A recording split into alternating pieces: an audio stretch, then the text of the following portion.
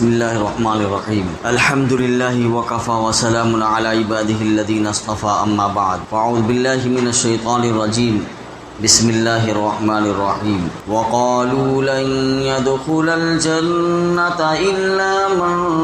كان هودا او نصارا تلك امانيهم قل هاتوا برهانكم ان كنتم صادقين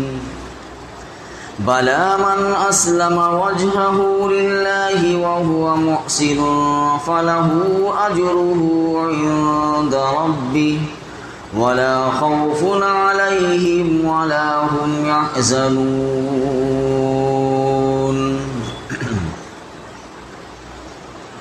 یہ سورہ بقرہ کی آیت نمبر 112 ہے۔ کل 111 تلاوت کی گئی تھی، اسی کے ساتھ ملا کر 112 کے ساتھ ملا کر 111 بھی تلاوت کی گئی ہے۔ اللہ رب العزت کے ارشاد کا خلاصہ یہ ہے، اللہ رب العزت ارشاد فرماتے ہیں اور یہ یعنی یہودی اور عیسائی کہتے ہیں کہ جنت میں سوائے یہودیوں یا عیسائیوں کے کوئی بھی ہرگز داخل نہیں ہوگا۔ یعنی یہودی کہتے ہیں کہ صرف یہودی جنت میں جائیں گے اور عیسائی کہتے ہیں کہ صرف عیسائی ہی جنت میں جائیں گے۔ یہ محض ان کی آرزوئیں ہیں۔ آپ ان سے کہیے کہ اگر تم اپنے اس دعوے میں سچے ہو تو اپنی کوئی دلیل لے کر آؤ۔ یعنی تمہارا یہ دعویٰ ہے کہ تم ہی نیک ہو اور تم ہی جنت میں جاؤ گے، تم ہی صرف جنتی ہو، تمہارے علاوہ کوئی جنت میں نہیں جا سکتا، تو اپنے اس دعوے میں اگر تم سچے ہو تو اللہ رب العزت کہتے ہیں کوئی دلیل لے کر آؤ۔ اللہ رب العزت آگے فرماتے ہیں بلا کیوں نہیں، قاعدہ یہ ہے کہ جو شخص بھی اپنا رخ اللہ کے آگے جھکا دے اور وہ نیک عمل کرے اور وہ نیک عمل کرنے والا ہو، اسے اپنا اجر اپنے پروردگار کے پاس ملے گا اور ایسے لوگوں کو نہ کوئی خوف ہوگا اور نہ وہ غمگین ہوں گے۔ یہ اللہ رب العزت نے یہودیوں کے اور نصرانیوں کے جواب میں یہ آیت نازل فرمائی۔ یعنی یہودی اور نصرانی ایک طرف تو یہ کہتے تھے کہ جنت میں جو ہے صرف یہی دو قومیں جائیں گی، کوئی دوسرا جنت میں نہیں جا سکتا ہے۔ تو اللہ تعالیٰ نے کھل کر یہ اعلان کر دیا کہ حقیقت یہ ہے کہ جنت میں وہ جائے گا جس نے اپنا چہرہ اللہ کے سامنے جھکا دیا ہو اور وہ نیکوکار بھی ہو، یعنی نیک بھی ہو۔ اس صفت کے حامل جو ہیں وہ صرف مسلمان ہیں جو اللہ پر، اس کے آخری نبی پر ایمان رکھتے ہیں۔ ایسے خوش نصیب مسلمانوں کے لیے اللہ رب العزت فرماتے ہیں ان کے پروردگار کے پاس یعنی اجر بھی ہے، اور وہاں پہنچنے کے بعد یعنی جنت میں جب چلے جائیں گے تو وہاں پہنچنے کے بعد ان پر نہ کوئی خوف کے آثار رہیں گے اور نہ ہی وہ غمگین رہیں گے۔ یہی اللہ رب العزت نے فرمایا کہ بلا کہتے ہیں عربی زبان میں اصل میں اپنے سے پہلے جو چیز مضمون ہوتا ہے نا، اپنے سے پہلے مضمون کی نفی اور تردید کے لیے ہوتا ہے، یعنی اس کو ختم کرنے کے لیے ہوتا ہے۔ یعنی نجات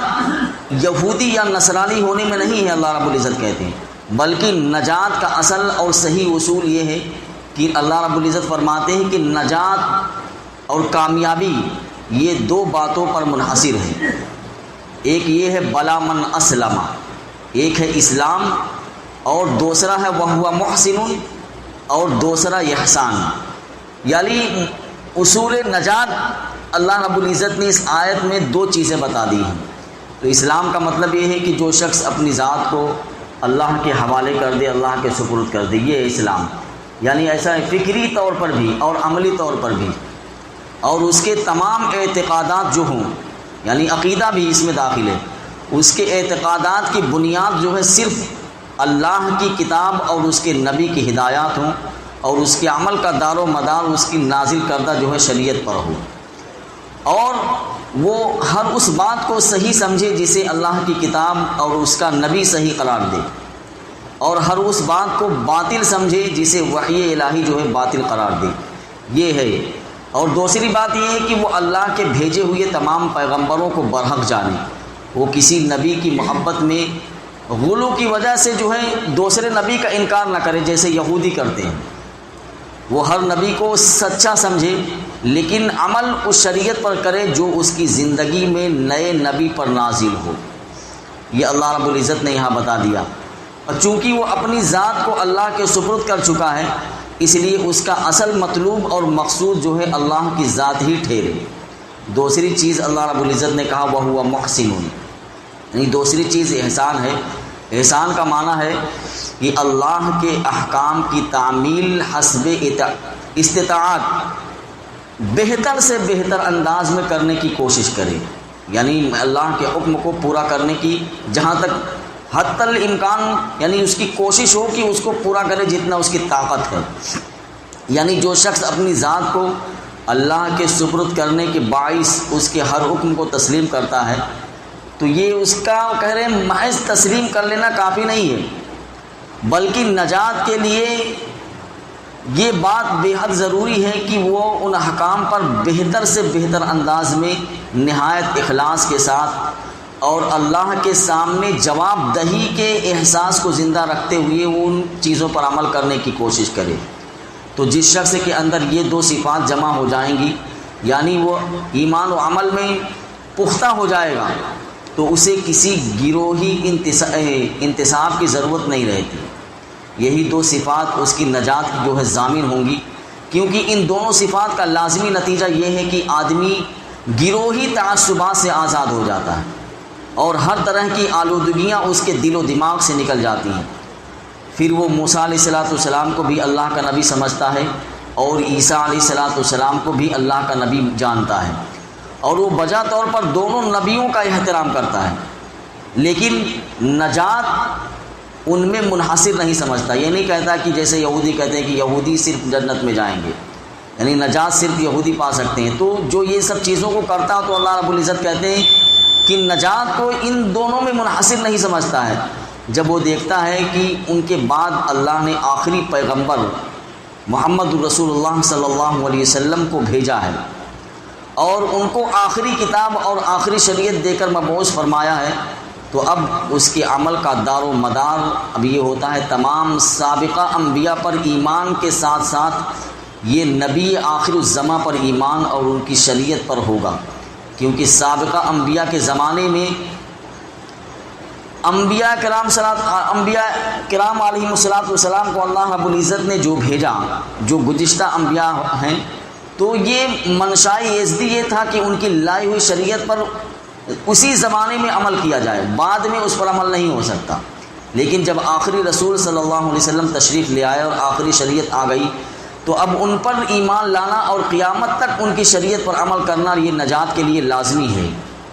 یہی وہ نسخہ کیمیا ہے جو قیامت تک آنے والے انسانوں کے لیے اللہ رب العزت کہتے ہیں کہ نسخہ شفا ہے وہ،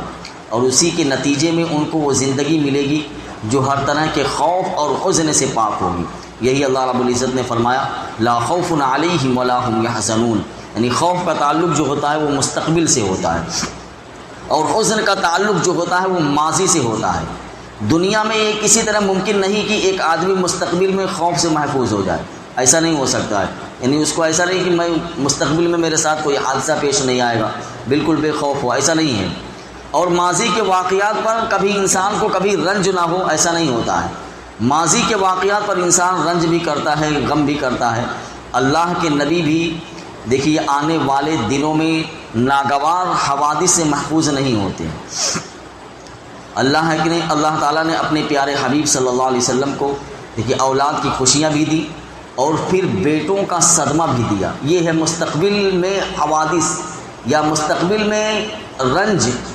یہ کوئی بھی نبی اس سے محفوظ نہیں ہے۔ یعنی ایسا نہیں ہے کہ کوئی نبی یعنی مستقبل کے حوادث سے محفوظ رہے گا، ایسا نہیں ہے، بلکہ اللہ رب العزت نے اللہ کے نبی صلی اللہ علیہ وسلم کو خوشیاں بھی دی ہیں اور پھر بیٹوں کا صدمہ بھی دیا ہے، جس کی وجہ سے حضور صلی اللہ علیہ وسلم جو ہے اشک بار بھی ہوئے۔ البتہ جو نیک ہوتے ہیں، جو اللہ کے نبی ہوتے ہیں، ان میں اور ان کے راستوں پر چلنے والوں میں تو رائے امتیاز یہ ہے کہ غم و علم کا شکار تو وہ بھی ہوتے ہیں، یعنی ان پر بھی رنج آتا ہے، غم آتا ہے، تکلیف آتی ہے، پریشانی آتی ہے، لیکن